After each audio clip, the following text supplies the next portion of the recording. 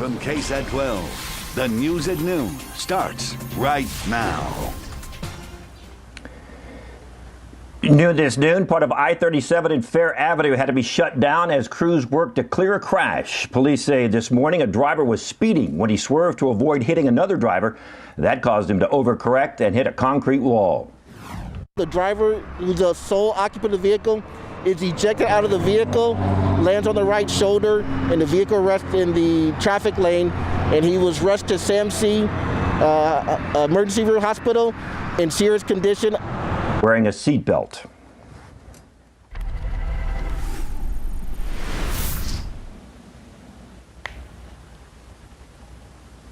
Also new this noon, a fire destroys a shed near a home on the city's northwest side. Crews tell us the flames were caused between $10,000 and $15,000 worth of damage. Firefighters made it to the scene around 9 this morning in the 300 block of Westminster Avenue.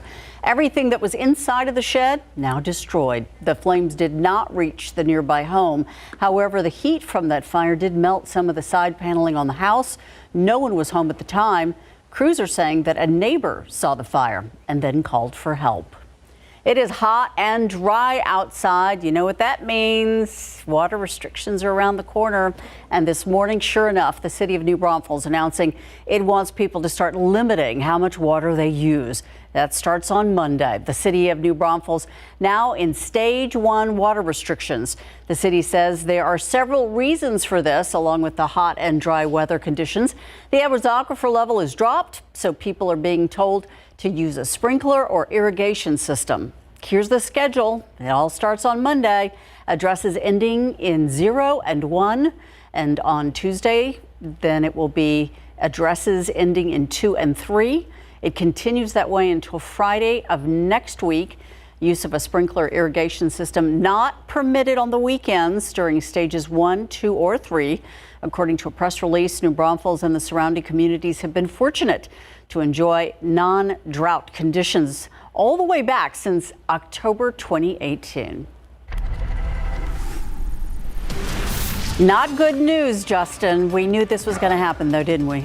Yeah, we had been watching that aquifer number, and it dropped just below that threshold this morning, and that's why we're starting to see some of these restrictions kick in. We do believe that SAWS will also put in those stage 1 restrictions. That will officially start tomorrow, it looks like.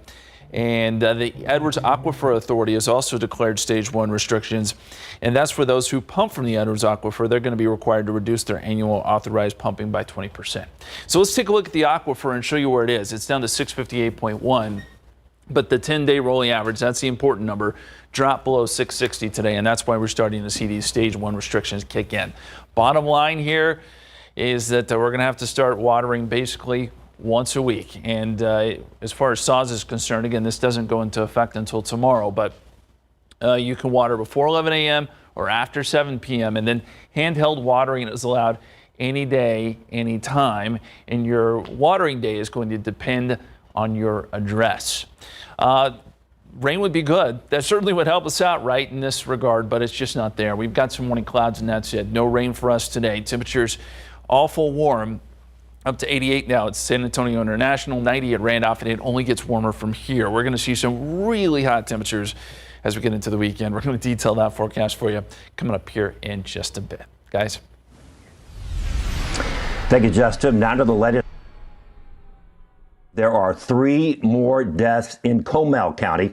2 of those deaths were in nursing homes, and the latest numbers in Bexar County are pretty big these days. The latest number of deaths is now the largest we've seen in a single day. It's also the first time in a while that we've seen a drop in hospital visits recently, but the cases of COVID-19 continue to rise by the hundreds. Bexar County saw more than 800 new cases for a new total of 16,725, and 9 more deaths were confirmed for a total of 146 since the pandemic started. More than 6,000 people have recovered and more than 10,000 remain ill. So here's a look at the hospitalizations. We remain at 11% capacity since yesterday. And as of yesterday, 1,205 people are in the hospital, a decrease of 30 since the day before. But there are more people in the intensive care unit and on ventilators. 399 are in the ICU. 232 are on ventilators, and doctors say the average stay in the hospital for COVID-19 patient is about 7 days, but could be longer if other health issues do arise. Meantime, in the United States, now more than 3 million confirmed COVID-19 cases, with states in the South and West seeing record high numbers every day. While the daily death toll for the country as a whole is trending downward, some of those hotspot states are seeing an increase. ABC's Rena Roy has the latest. In this video from the Associated Press that's difficult to watch, the heartbreaking moments a 66-year-old COVID patient loses her life as healthcare workers at Houston's United Memorial Medical Center try desperately to pump air into her lungs. 1, 2, 1, 2, 1, 2, come on, good. A scene that's replaying all over the country with more than 132,000 Americans dying so far. Statewide in Texas, nearly 10,000 patients are hospitalized. Houston hospitals short on ICU beds. We are playing musical chairs in the middle of the night, moving one patient from one side to another. In coronavirus, 1 minute you're looking great, and the next minute you are gone. Cases in Florida, Arizona, and South Carolina are growing faster than anywhere else in the world. 91% of the ICUs in Arizona are full, the state seeing a 165% increase in cases in the last week, while testing for the virus has only increased 75%. We have hit the rate of limitations of our testing. We cannot do enough testing to keep up with how many positives we're having. In Florida, nearly 10,000 cases on Wednesday alone. 41 hospitals have 0 available beds. At Mississippi's state capital, a cluster of cases, 36 reported so far. Meantime, Vice President Pence, head of the coronavirus task force, claiming things are getting better. We're actually seeing early indications of a percent of positive testing flattening in Arizona and Florida and Texas. Governors in each of those states have taken strong steps to flatten the curve. But health experts warn we are far from in the clear, with the infection rate likely higher than we realized. It's felt that anywhere between 20 and 45% of the cases are asymptomatic. You really do not know what the full extent of the infection spread is.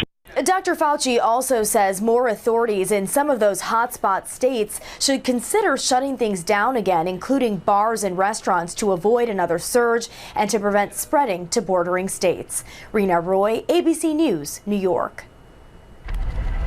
Now to the latest on several overnight shootings. Police say a man did not offer much of an explanation after they found him with a gunshot wound on the northwest side. Police called to a motel. Officers say they found a man shot in the stomach. He was hospitalized in critical condition, but he was stable at the time. Police say he did not cooperate with them and didn't give any details about what led up to that shooting. Officers re-investigating this as an aggravated assault with a deadly weapon. And a different shooting happened on Loop 410 near Calibre around 11:30 last night. They say 2 people in 2 separate cars were shooting at each other. One of the cars had 2 passengers, and a bullet grazed a man sitting in the front seat. The victim was taken to University Hospital but has since been released. Police say they are looking to see if another victim brought to a different hospital is connected to that shooting as well. And San Antonio police say a woman is recovering after she was shot in both legs overnight. The shooting happened at the Pecan Valley Golf Club apartments on the city's southeast side.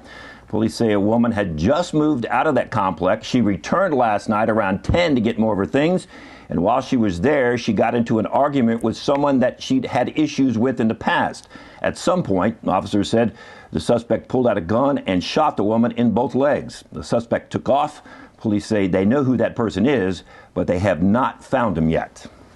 A driver accused of trying to get away from San Antonio police by leading them on a chase all the way to Somerset has now ended up in jail in the end. His 15-mile run came to an end overnight on a dead-end street.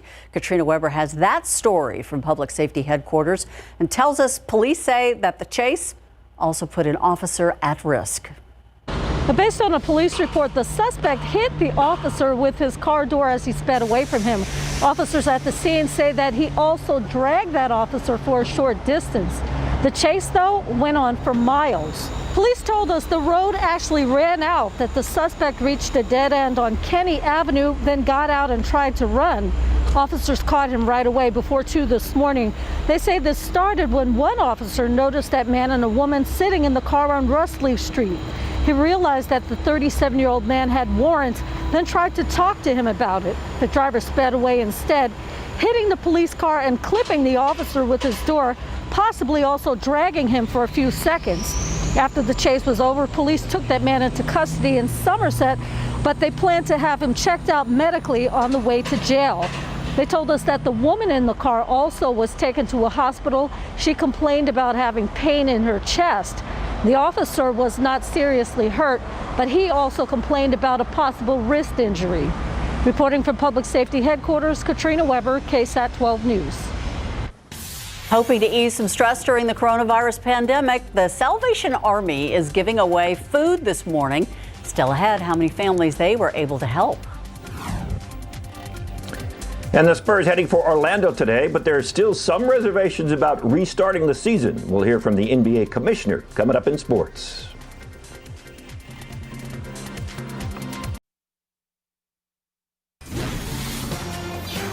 COVID-19 has affected all of us, but in particular, it has been devastating for those who were already struggling. It's the topic of this week's episode of our new digital program called KSAT Explains. Part of the episode focuses on what the city plans to do to help the economy recover from this pandemic. One of the things that has been named time and time again is job training to make sure that more San Antonians are qualified for higher paying jobs. We talked to San Antonio Express News business editor Greg Jefferson about this. He says at least some of the focus should be on training people up for the tech industry. It's a cliche, but these are the jobs of the future. I mean, we need only look at how much time we're spending online because of the pandemic to know that, I mean, we're going to be engaging one another a lot more online after this than we were before. And, embedded in that is the need for more tech workers. And if San Antonio wants its share of those jobs, which are higher paying, it's going to have to have a workforce that's trained up to actually do those jobs. You can stream KSAT Explains, the uneven impact of COVID-19, right now on the KSAT TV streaming app. It's available on Roku, Fire Stick, or most other smart TV devices. It's also available at ksat.com/explains. The Salvation Army of San Antonio distributing some food to the public today, trying to ease a little stress off of families during this coronavirus pandemic. They had a goal. They wanted to reach 500 to 1,000 households with that food. People who received food donations were given a variety of meats, chicken, rice, veggies, and milk. Public Relations Manager Brad Mahar said the items given had important nutritional value. Mahar told KSAT today's food distribution was the biggest one to date, and some people were already lined up before 7 o'clock this morning. While we're trying to limit the foot traffic in our building, we still try to serve our shelter clients as best as we can. Mahar says the Salvation Army encourages people to donate on the Salvation Army's website. They are also looking for volunteers for similar food events. He says future food distributions are in the works. Looking outside right now, we're in for another hot one.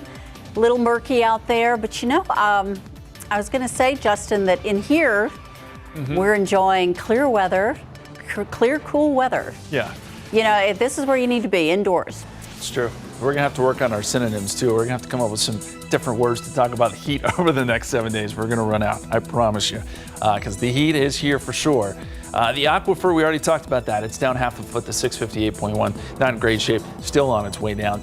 In your pollen counts, just mold. That's it. It's in the moderate category, 920. Looks like temperatures could go as high as about 105 once we get into the weekend. We're going to have a look at that forecast coming up.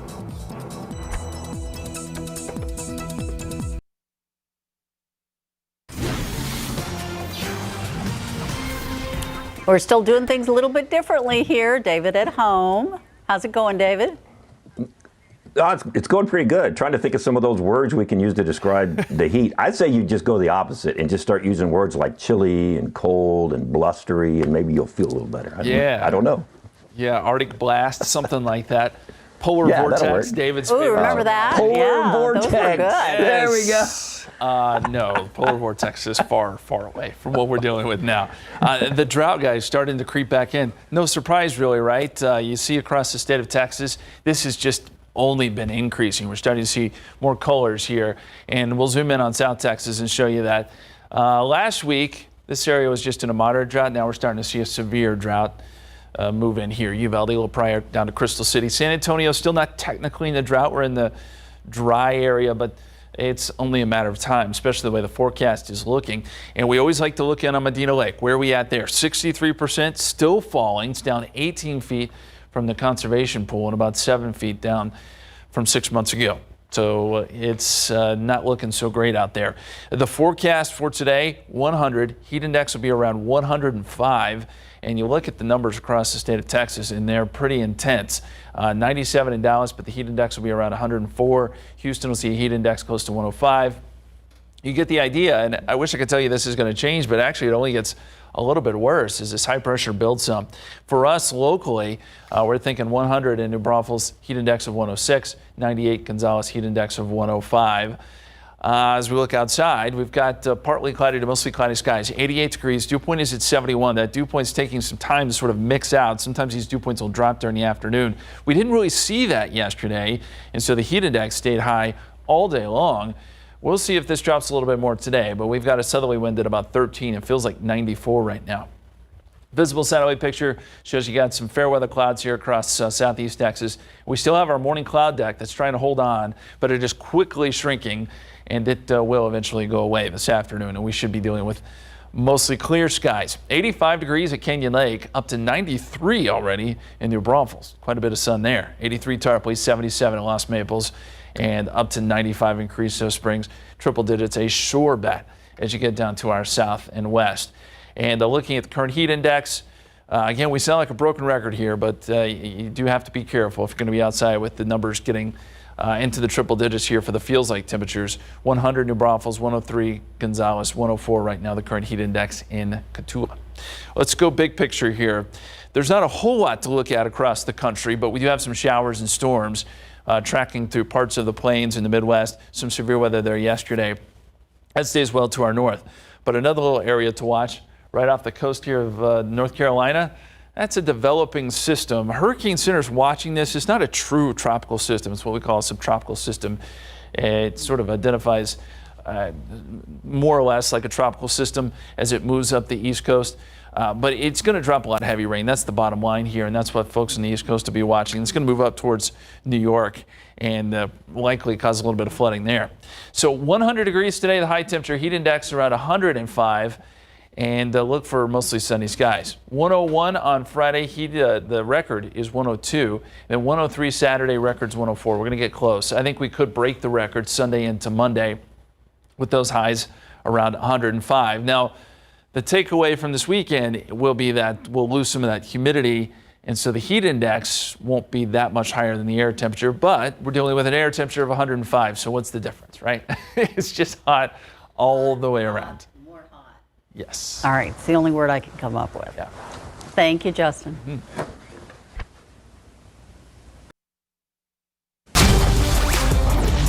The UIL, University Interscholastic League, has come up with some new guidelines when it comes to strength and conditioning workouts that are scheduled to restart on Monday.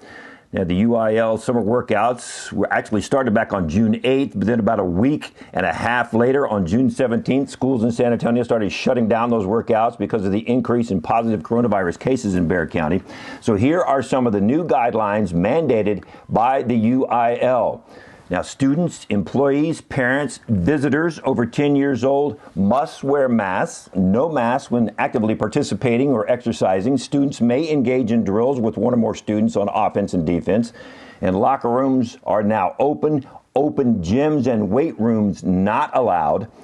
And staff and teachers must self-screen for COVID-19 each day.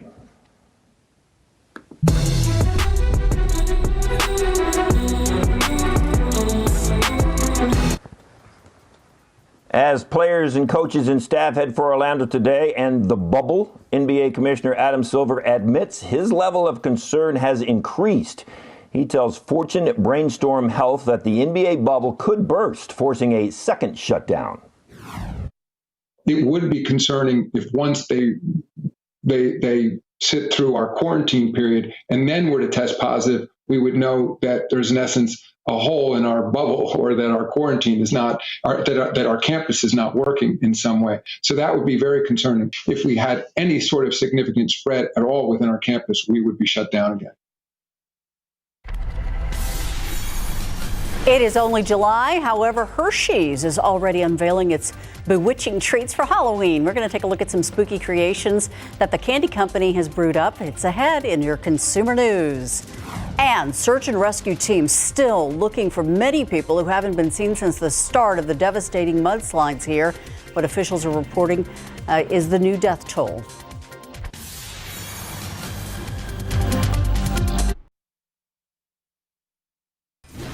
The United States Supreme Court coming to a decision on the final day of reviewing cases regarding President Donald Trump's financial records, while making it highly unlikely the public will see the president's tax returns before Election Day.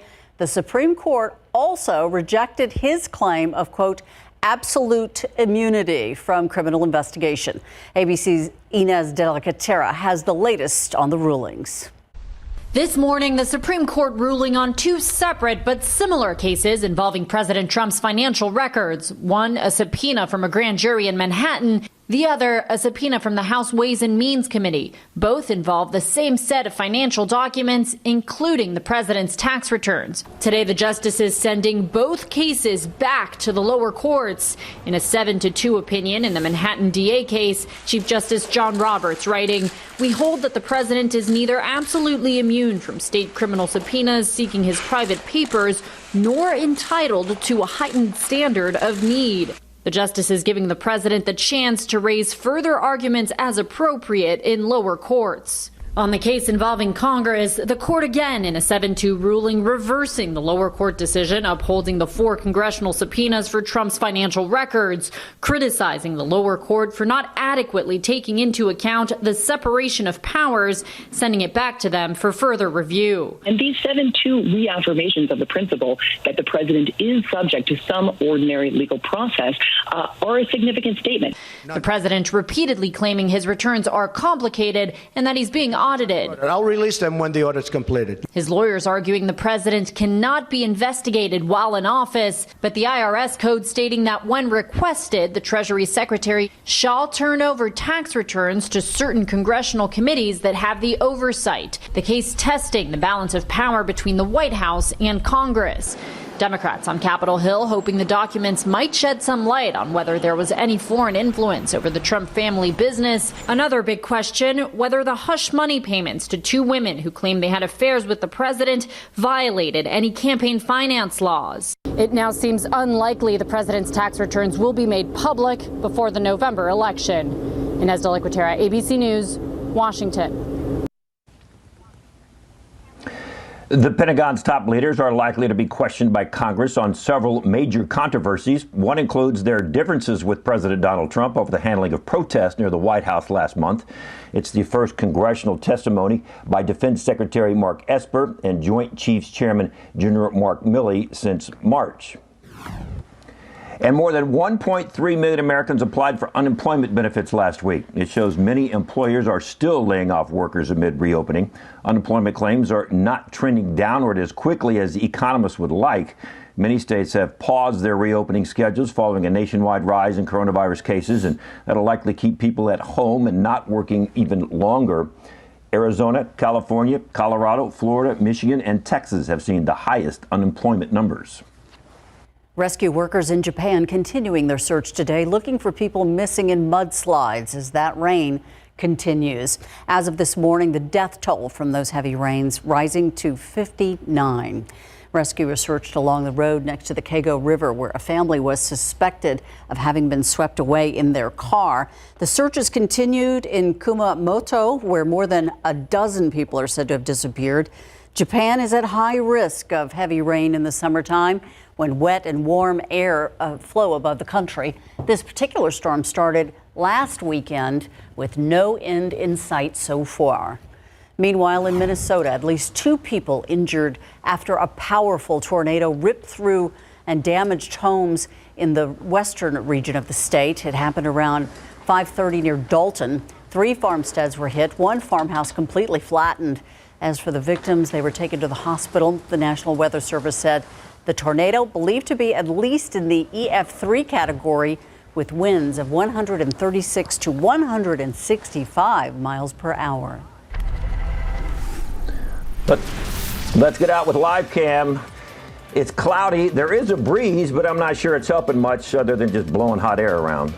Justin? Yeah, pretty much. And you just saw some of that severe weather up there in Minnesota. That's where you would expect it this time of year. The jet stream moves to the north, moves away from us. You get all the active weather up there across the northern tier states and Canada.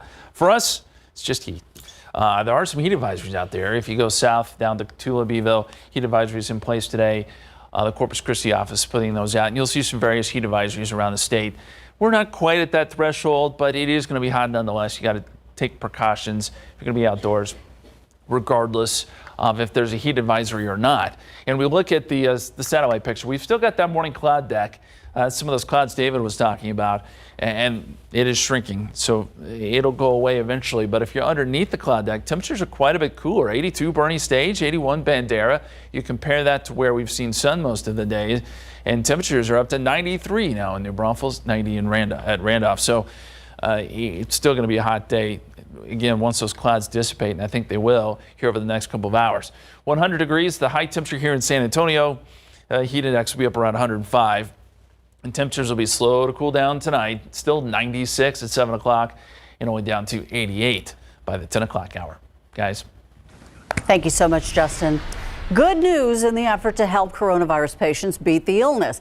Gilead Sciences announcing that it started clinical trials for an inhaled version of remdesivir. That's the antiviral drug used to treat coronavirus patients. The trial will include 60 healthy people in the U.S. between the ages of 18 and 45. Remdesivir is currently administered intravenously through infusions, but this inhaled version is being tested for patients who don't require hospitalization. It's the only drug that has an emergency use authorization from the U.S. Food and Drug Administration to treat coronavirus infections.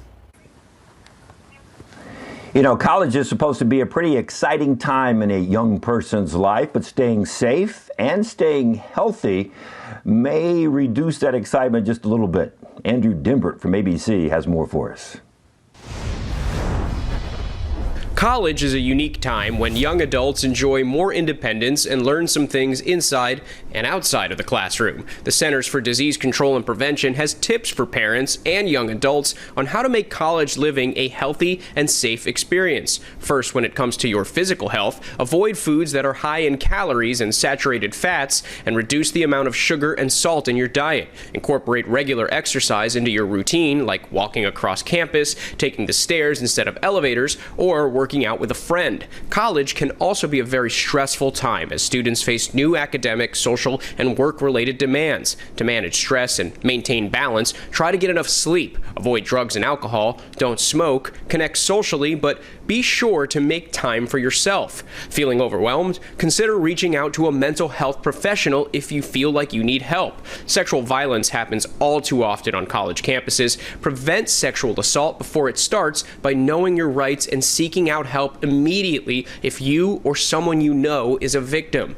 Be sure to get tested for sexually transmitted infections and know your status. College can be a time of tremendous growth and self-discovery. Ensuring you are healthy and safe will pave the way to making unforgettable memories to look back on for a lifetime. With this Medical Minute, I'm Andrew Dimbert. The COVID-19 pandemic has kept business owners on their toes. From big major retailers to local shops, everyone's learning how to adapt. The strategies that are keeping some businesses afloat still ahead. And some are suspicious Twitter's working on a new project after a job listing that was posted. What a spokesperson for the social media company said about the news.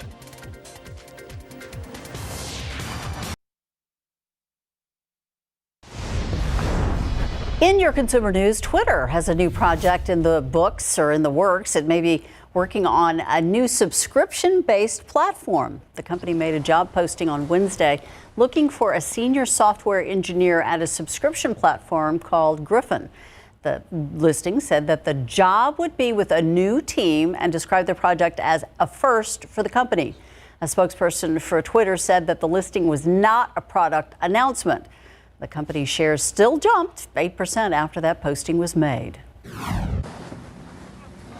A new option for those trying to avoid crowds, Uber, now offering grocery delivery in select cities. The company partnered with Corner Shop to bring the service to customers in Latin America and Canada.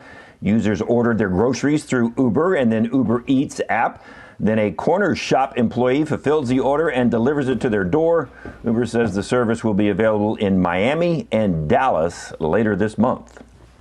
Consumer spending was up in May, but as new coronavirus cases surge forward, business owners are continuing to learn how to adapt to changes brought on by this pandemic. Sarah Costa has more on the pivot. From small companies to big box corporations, the coronavirus has delivered a blow to businesses across the U.S. According to the latest report from the Bureau of Economic Analysis, personal income decreased 4.2% in May, but consumer spending went up more than 8%. Companies are evolving in an effort to lift sales in the age of COVID-19. Strategies like curbside pickup have exploded in popularity the past few months, but the concept is easier for retailers that operate freestanding stores and have space to provide the service. It's not so easy for America's enclosed malls, especially for tenants who don't have a door leading to the outside. Other businesses making different changes. Like contactless delivery, some stores are offering special hours for older shoppers, and Costco stopped selling their half-sheet cakes that serve about 50 people, now only offering smaller cakes. With some states scaling back on reopenings, business owners are hoping these changes help them stay afloat. Sarah Costa, KSAT 12 News. It is still months away, but if you're eagerly awaiting Halloween, here's the new candy from Hershey's you can either hand out to the kids or hoard for yourself. The new offerings include cookies and cream fangs, vampire kisses with red strawberry flavored cream inside, witch's brew Kit Kats with a crunchy marshmallowy concoction, and Reese's Franken cups with a green cream. There you go. Green Not cream, sure. Yum, maybe. Green cream. It is Halloween. All right, so we have a lot of new words that have been sent to us in the last few minutes describing heat in different ways. Yeah, I had a viewer send some in, a teacher, in fact. Okay, we'll go over some of them. We're going to go over them here in a second. Why not? Thank you very much, by the way. 88 degrees, the high temperature so far today, 80 the low this morning. I mean, we just can't get cooled down in the morning at all. Averages are 94 and 74. Records are 105 and 67. We're still not getting close to the record yet, but we will this weekend. I have a feeling we may break some records. We'll have a look at that forecast coming up.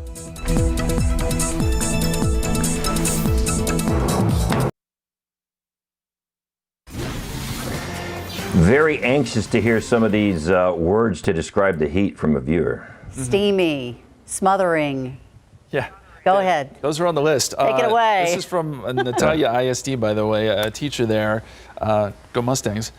Here's a look at the list. Summery, tropical, boiling, baking, scorching, roasting, flaming, parching, blistering, spicy, peppery. You can even go with that. Why not? Piquant. That was one of them. Yeah, I think so. Yeah, Wow. I hadn't heard of that one. Yeah. But nonetheless, thank you so much for the list. And yes, it is that hot. Peppery. We're going to be going through all these synonyms here soon. Take a look at the morning lows. Just incredible. We only got down to 80 here in San Antonio, 81 in New Braunfels, 78 Uvalde, 79 Carrizo Springs. It just doesn't cool down much. You got to get some drier air in here before it'll cool down. And we may see some of that over the weekend, but the afternoon high temperatures are going to be so hot that it's still going to be pretty warm in the morning. Let's take a look at the time lapse.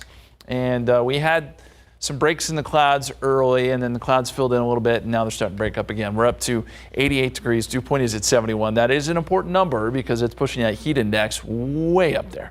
And we'll see some triple-digit heat indices today. You look at Bexar County, some clouds still holding on the northwest side of the county, so still cloudy up there. But as you get through most of downtown, skies are clearing, and that's why temperatures are on their way up. 90 at Randolph, 88 at the airport, 90 Port SA, but underneath the clouds, 82 at Bernie Stage, 89 in Hondo. So the clouds are helping a little bit, but not much. 89 Uvalde, 93 Carrizo Springs, 94 right now in Kennedy. Current heat index, huge numbers, 100 in New Braunfels, 103. Right now is what it feels like in Gonzales, and this is the forecast for today. So number on the left is the forecast high temperature. Number on the right would be your forecast heat index there in yellow.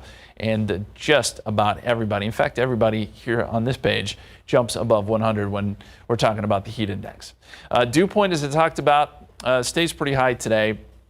May drop off a little bit this afternoon, stays in the 70s tonight. My hope is, though, as we get into the weekend, we'll start to see these dew points jump into the lower 60s. It'll make a difference in the sense that it's more of a dry heat, but the air temperatures will go higher. So it is a trade-off. It depends on what kind of heat you like. But it will be slightly drier, I think, by Sunday into Monday. The big picture here, we've got some showers and storms up across parts of Arkansas, some severe weather there, in fact. That's moving southeast, though, and not towards us. Most of Texas is very, very quiet, and we do have some heat advisories in place for parts of Texas, including Dallas, and then down towards Corpus, parts of West Texas. And we're just on the line there of being advisory, on the advisory criteria, but regardless, it's hot, and we got to be careful if we're going to be spending any sort of long length of time outside. And keep in mind, we mentioned earlier, some of those water restrictions starting to go into place too, because it's been a while since we've seen some rain. So we really are going into a very, very summer-like pattern here. 100 degrees, the high temperature today. Heat index will be up around 105. Mostly sunny skies, I think, by the afternoon. Even around 10 o'clock, we're still up around 88 degrees. Starting out at 80 tomorrow, 101 on Friday, 103 Saturday. The record is 104, so we may get close. 105 on Sunday, that would break the record. 105 on Monday, that would also break the record. 103 on Tuesday, that would also break the record. So we may have some record heat here coming up by the weekend. Very, very hot, sunny skies all the way through, with mostly sunny skies kicking back in Tuesday into Wednesday. I sure hope people have weekend plans. Yeah, Indoors. stay cool, stay indoors. We'll be right back.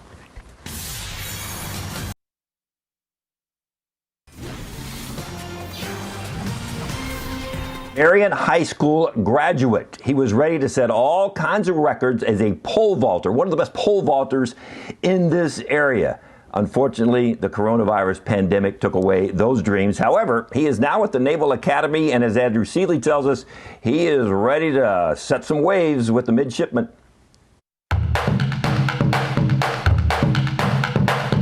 Walker Rudisale's interest in serving America began just as you would expect. It was a Marine recruiter at my high school who brought a pull-up bar, and he was just challenging everybody to see who can do the most pull-ups. And being a pole vaulter, that just was kind of my thing. I did a lot. I won a shirt, and kind of sounds silly, but I was like, I always felt like in some way or another I should serve America for giving me so much. He first became interested in the Naval Academy a couple years ago when he visited the campus on vacation. Just kind of walked in the back door of the indoor track facility, and went in and met the pole vault coach because he was there having a camp going on or something. It was super random, and I don't know if I was supposed to be there, but it was just kind of neat. And I was like, after I left there, I was like, I could definitely see myself going here. At the time, the Academy didn't show much interest, but after winning the Class 3A state title last year and getting an offer from West Point, Rudisale decided to reach out again. I said, hey, I'm probably going to West Point, and this is what I'm jumping now, and sent them a few videos, and they were like, hold the phone, don't do anything, we want you to. And I was like, all right. So then it all kind of went crazy from there. He may have missed out on history this year, but Rudisale has a chance to make Navy history as a freshman. The school record for pole vault is 17 feet 1 inch, the exact same mark as the Texas high school state record that he wanted to hit back in May. Very interesting that it's the exact same. And that was a little frustrating for me this year because I cleared 17 feet in practice. And if you can clear something in practice, you can normally clear a lot higher in real meet. So I was like, man, I definitely could have had that state record this year, I really felt like. But, the chance to go and, break the same record next year and hopefully push it a lot higher is it's something I definitely want to go for.